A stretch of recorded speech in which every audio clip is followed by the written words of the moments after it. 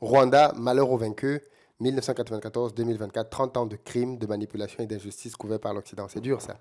L'histoire officielle du génocide n'a qu'un rapport lointain avec la réalité des faits. En détail, prenez le chiffre officiel des morts. Kagame dit qu'il y a eu 1 million de morts. Et 93% de ces morts étaient Tutsis.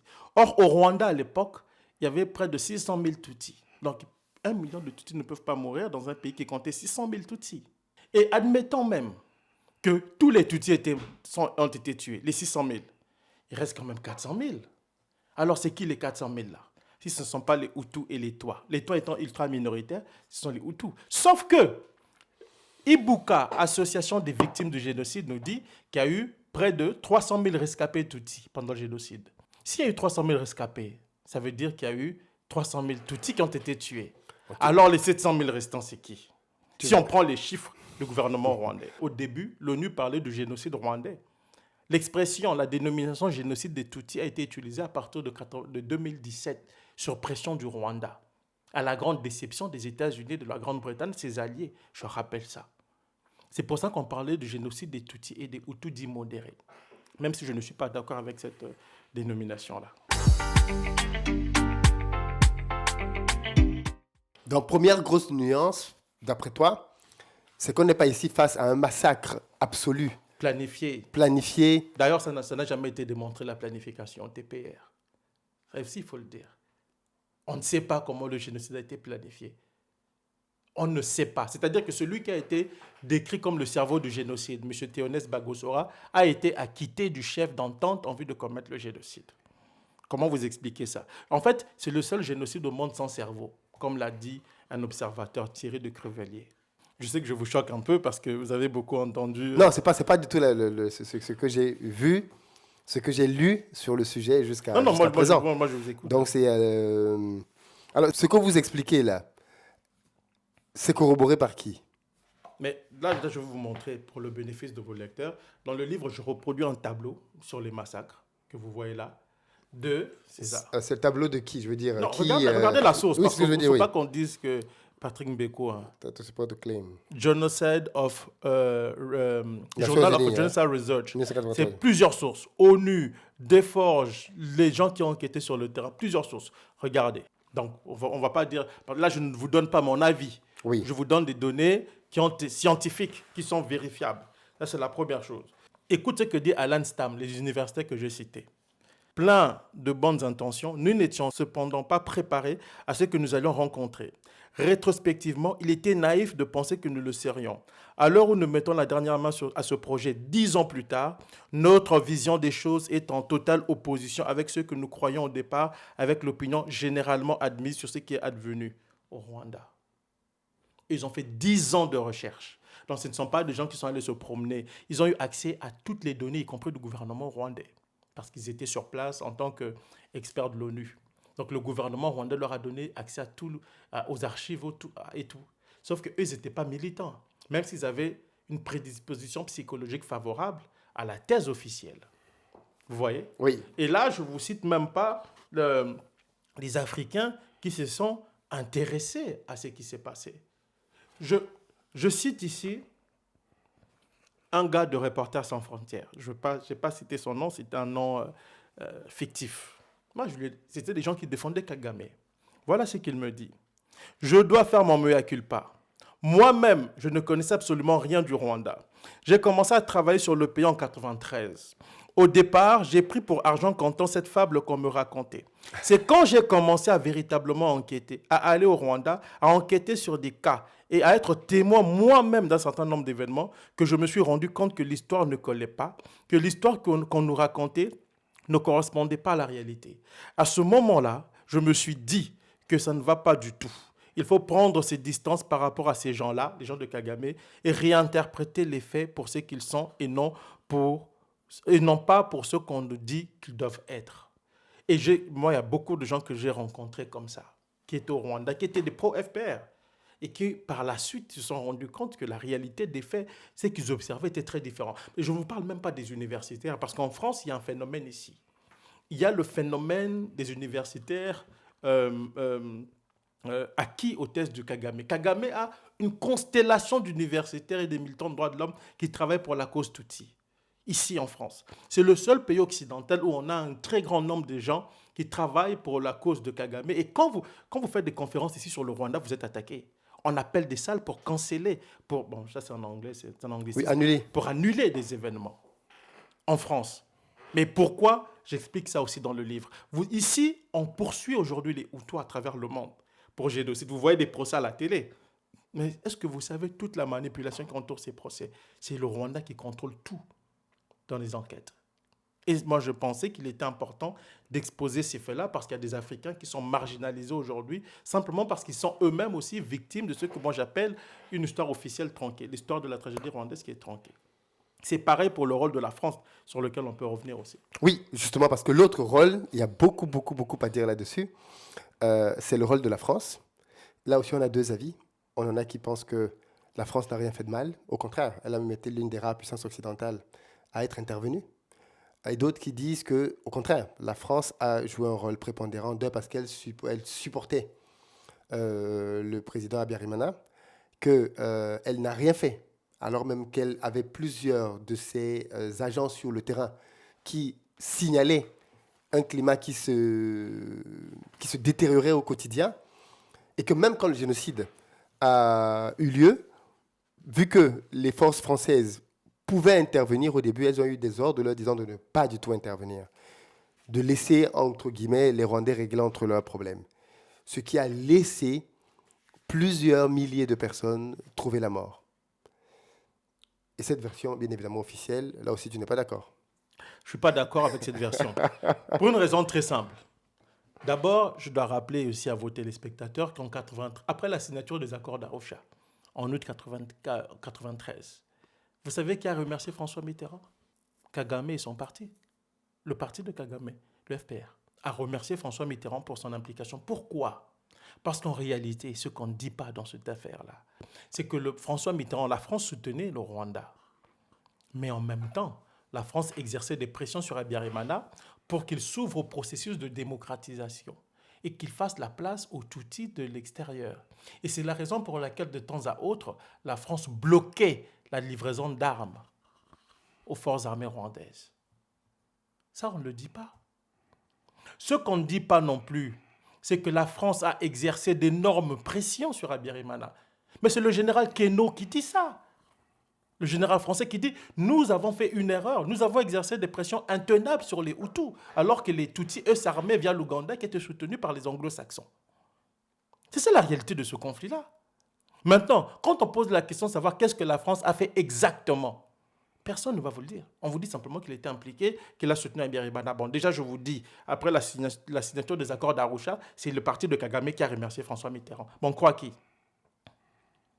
Je ne vous cite même pas les responsables rwandais qui étaient avec Kagame aujourd'hui, qui disent que la France n'avait pas joué le rôle qu'on lui attribue. D'ailleurs, dans une lettre ouverte, l'ancien ambassadeur du Rwanda à Washington, directeur de cabinet de Kagame, l'un des membres fondateurs du FPR, Théogène Rudasingwa, dans une lettre ouverte dans un média français, il a dit « Mais pourquoi vous, les Français, vous passez votre temps à vous auto-flageller sur l'histoire du Rwanda ?»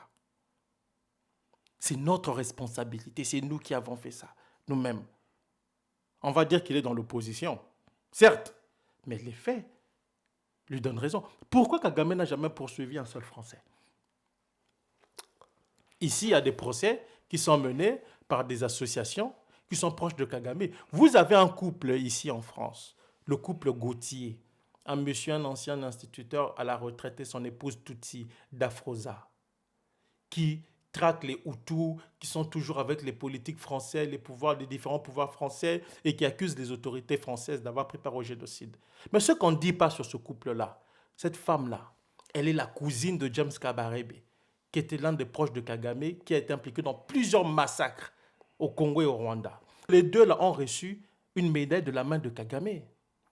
Il faut qu'on vous dise, qu'on vous parle des conflits d'intérêts, là, qui lie certaines personnes qui parlent du dossier du Rwanda ici en France à ce régime, le régime de Paul Kagame.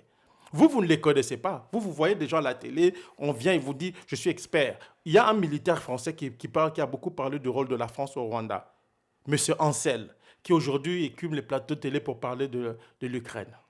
Mais ce monsieur-là, il appartient aujourd'hui au réseau français de Kagame. Qu'il me poursuive si ce que je dis est faux. Guillaume Ancel. Il a écrit un livre sur le rôle de la France au Rwanda. Entre ce qu'il dit dans son livre et ce qu'il dit de sa mission après, en 1994, c'est le jour et la nuit. Un autre ici a écrit un livre ici, Patrick de Saint-Exupéry, qui est au Figaro. Il a écrit un livre récemment qui s'appelle La Traversée. Mais tous ces gens-là appartiennent au réseau français de Kagame.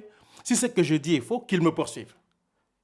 Si ce que je dis sur ces gens-là, parce que je les cite tous dans mon livre, tous, même les universitaires ici, Hélène Dumas, la bande à Audouin Rousseau, tous ces gens-là, ils appartiennent au réseau français de Paul Kagame. Ça veut dire quoi le réseau français de Paul Kagame? C'est-à-dire que ce sont des gens qui aujourd'hui répercutent les thèses de Kigali et se battent dur comme fer pour ne pas qu'on remette ça en question ici en France et qui vont souvent au Rwanda. Et c'est leurs collègues. Hein. Moi, vous savez, ce ne sont pas les propos de Mbeko comme ça sortis de je ne sais où. Je cite leurs propres collègues qui disent, lui, tel était au Rwanda. Telle personne ne peut pas remettre en question parce qu'ils obtiennent de visas pour aller au Rwanda. Ils sont bien traités par le régime de Kigali, etc. C'est-à-dire que c'est un dossier qui n'est pas traité avec la plus grande distance et la plus grande objectivité. C'est le moins que l'on puisse dire, en tout cas en ce qui concerne le Rwanda. Sur le rôle de la France aujourd'hui, poser la question de savoir comment la France a soutenu ces gens. Si la France avait soutenu Abiyarimana, vous savez que Kagame n'aurait pas pris le pouvoir. Puisqu'ils ont lancé l'opération turquoise. Quand est-ce que la France est intervenue avec l'opération turquoise? 2 mois après le début du génocide. Dans certains coins du Rwanda, le génocide était déjà fini. C'est ce qu'on ne dit pas. Et puis, ils ont évité tout affrontement avec le Rwanda. Pourquoi? Parce qu'ils savaient qu'ils étaient scrutés à la loupe. Et pendant que les Français sont intervenus au Rwanda, ce qu'on ne vous dit pas, c'est que les amis de Kagame étaient là, les Américains. Pourquoi on ne parle pas de ça? Quand les Américains sont arrivés au Rwanda. Parce qu'en réalité, c'est quoi? La France a perdu la guerre face aux États-Unis qui se cachaient derrière Kagame.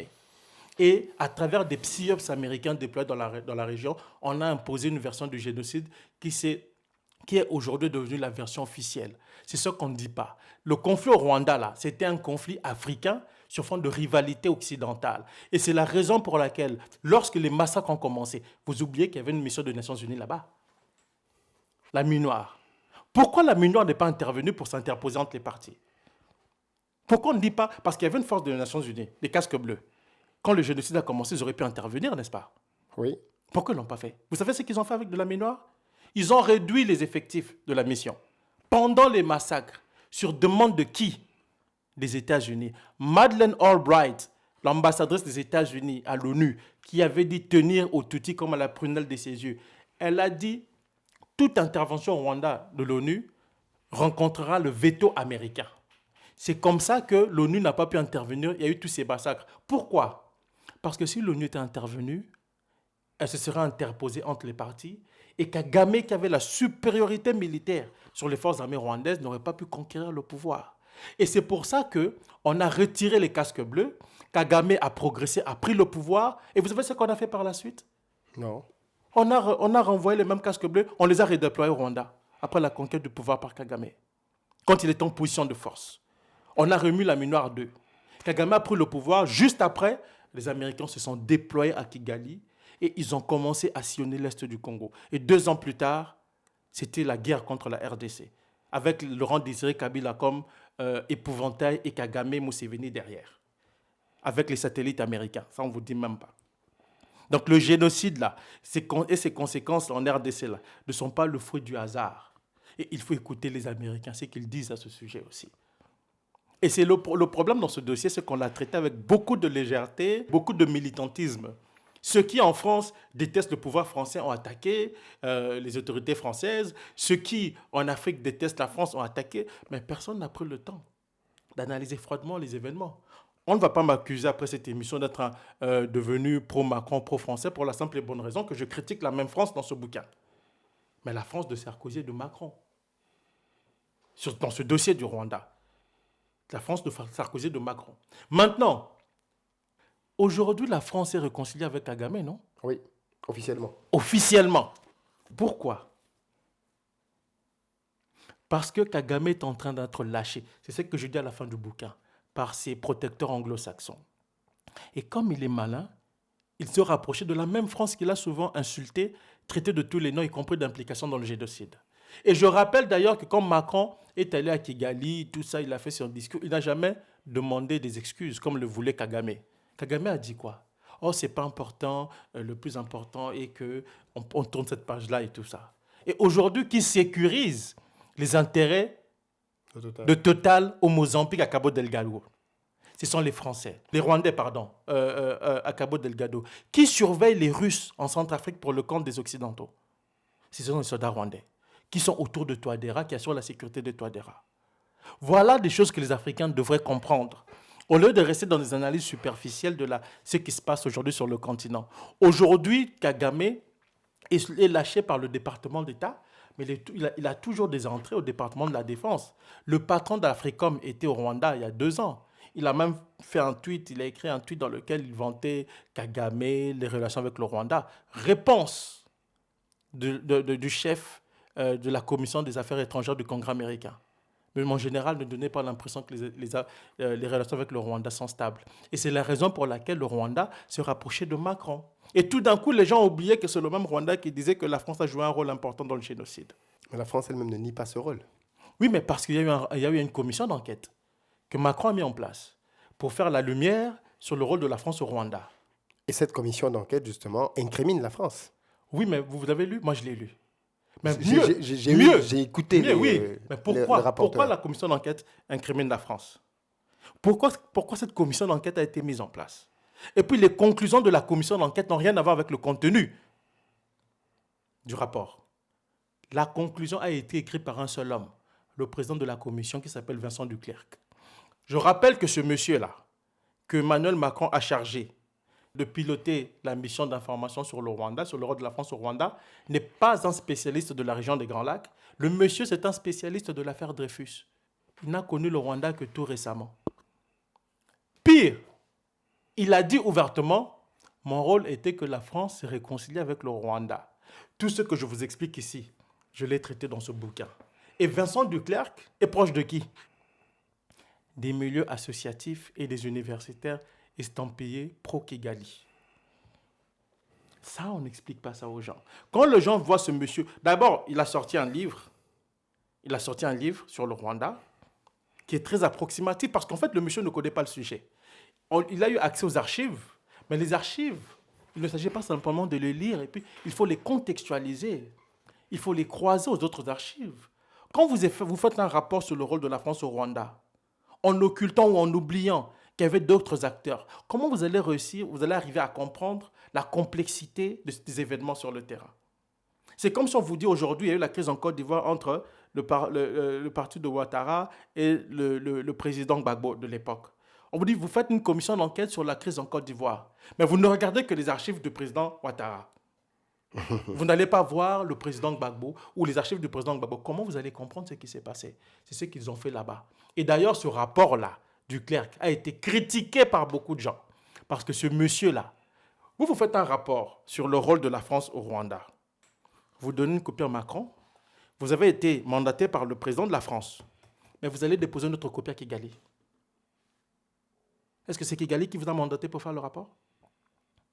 Et vous retrouvez la même posture de Duclercq chez un juge français, Marc Trévidic, qui a fait sauter le dossier de l'attentat contre qui incriminait Kagame.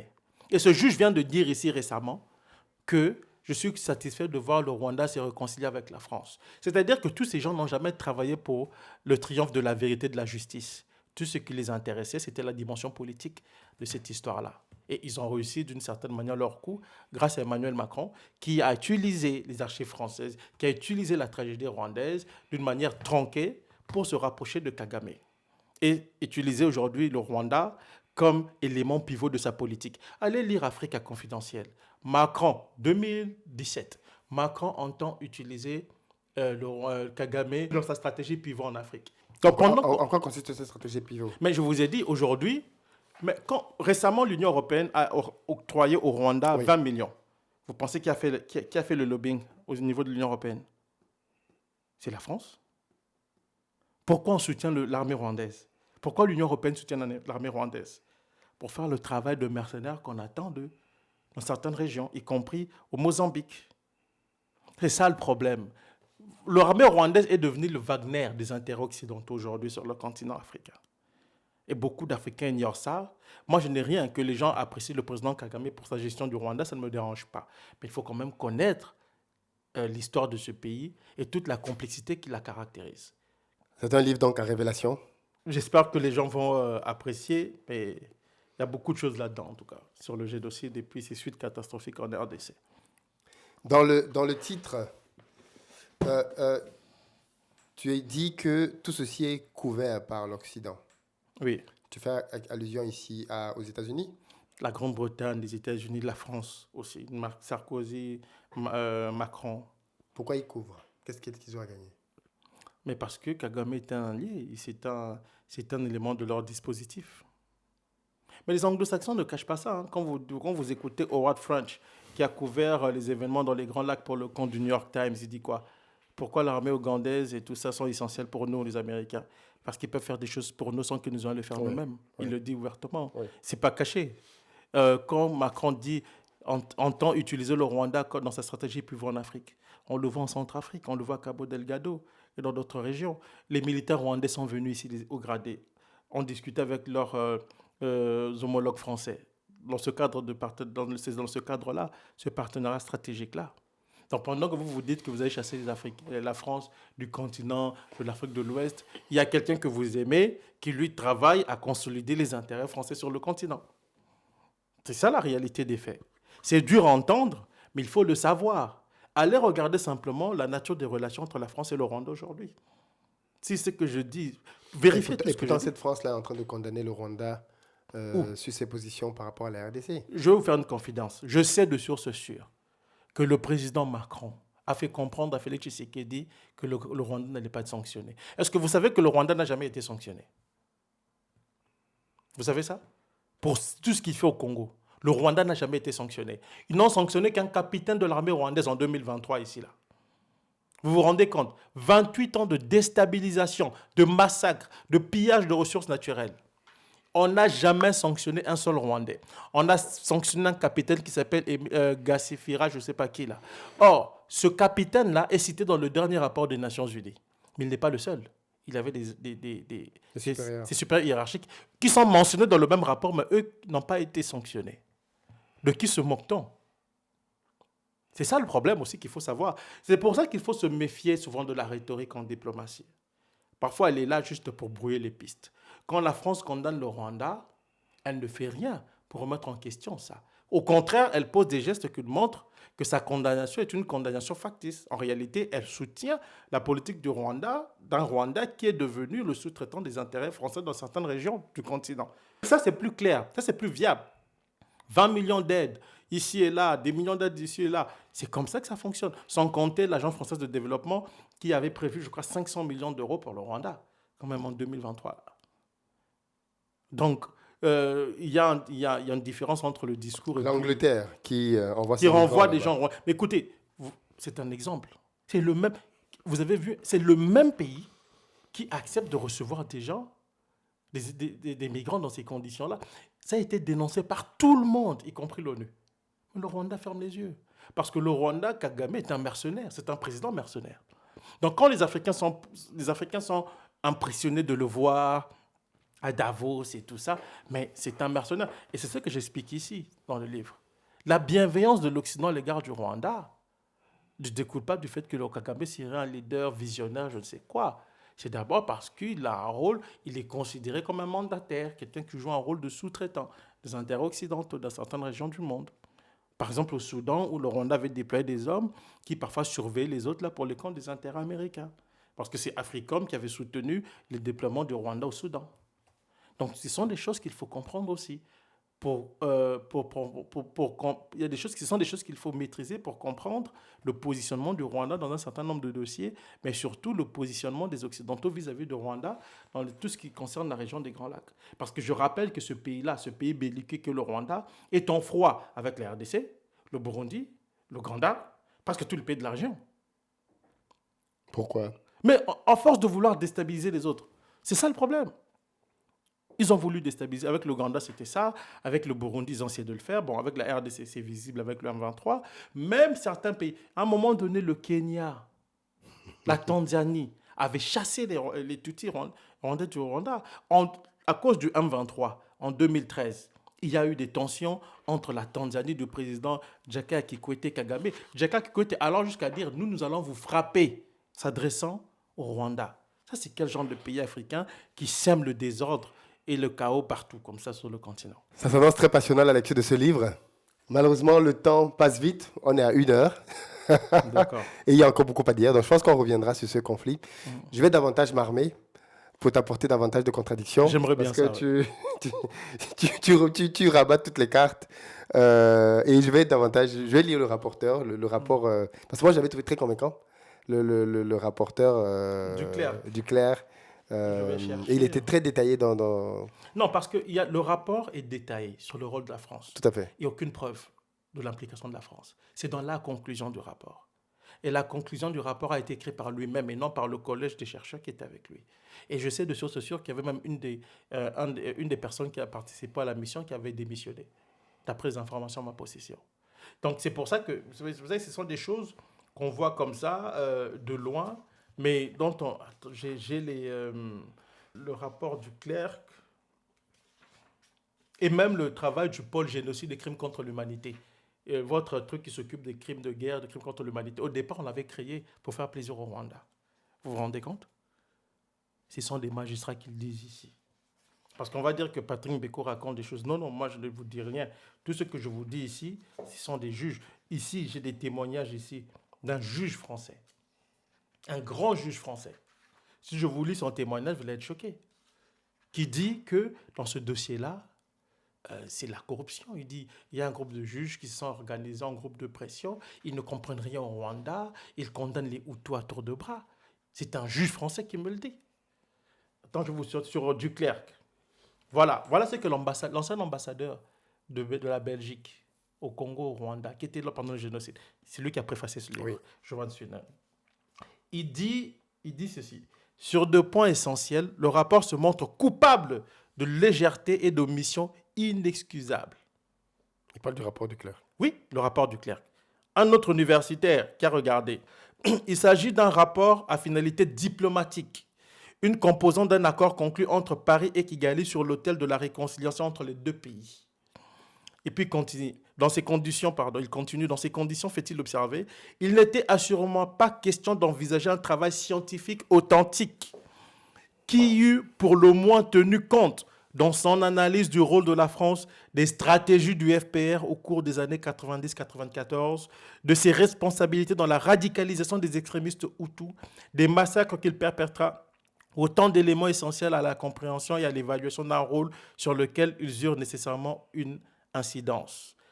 Il conclut, la vérité officielle aura été préservée au prix du sacrifice de l'avancement de la compréhension du génocide des Tutsis. Ça, c'est sur le rapport du Clerc. Du Clerc lui-même, je vous ai dit, il a dit, mon rôle à moi était de voir la France et le Rwanda se réconcilier. Un chercheur digne de ce nom peut-il conduire une mission, produire un travail scientifique avec des objectifs politiques? À vos téléspectateurs de répondre à la question. Merci beaucoup, Mbeko, pour cette première partie sur le Rwanda. On va revenir dessus. Essayez de vous armer. Hein. Oui, je vais m'armer. Et puis, moi, je suis ouvert à la discussion et au débat. Oui. Tous ceux qui vont estimer que Patrick Mbeko raconte n'importe quoi, je suis ouvert au débat. C'est-à-dire que prenez le meilleur spécialiste de la question, on va débattre sereinement et calmement. OK. Et les téléspectateurs ou les web spectateurs vont se faire leur propre opinion. On va mettre un numéro et un mail. Si vous vous sentez d'attaque pour participer au débat les prochaines fois, vous nous contactez là-dessus. D'autant plus que tu seras souvent, je pense, de ce côté-ci. Je reviens très bientôt. J'ai une conférence à Bruxelles samedi. Je rentre au Canada, mais je reviens ici 2 semaines après, 10 jours après. Très bien. Merci beaucoup. Au plaisir, Philippe. Les amis, vous savez ce qu'il vous reste à faire.